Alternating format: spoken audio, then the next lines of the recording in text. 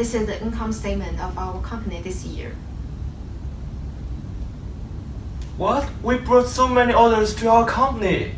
Where is the profit? Where is our bonus? We quit.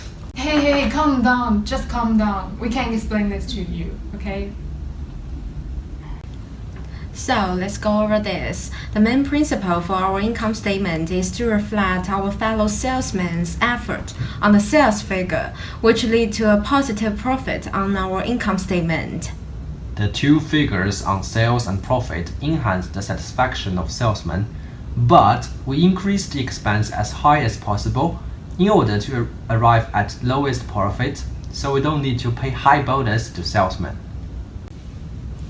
For revenue, we use the figure of 6 millions, which is the value of orders received during the year, because it best reflects the efforts of our fellow salesmen. Thank you.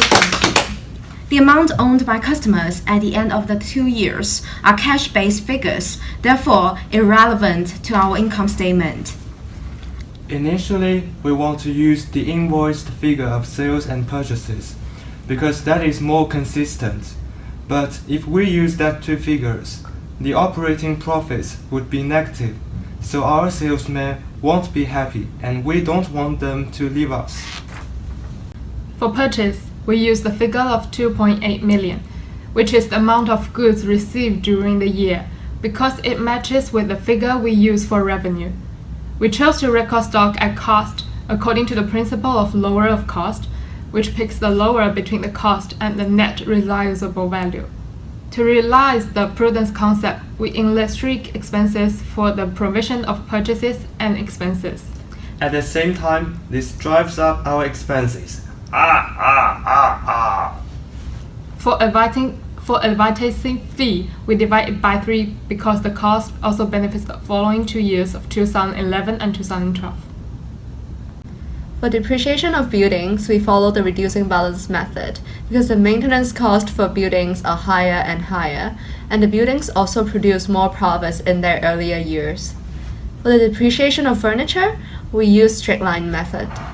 We need to reevaluate the value of vehicles because their book value is much higher than the profits they can provide now. We choose to count bad debts by 5%, sticking to the company's estimation policy. Overall speaking, our sales is high because of your efforts, and the retained earnings is also relatively high. So we don't need to give out so much bonus. Ha ha ha ha. Ah, got it. That makes sense. We will definitely work harder. Work harder!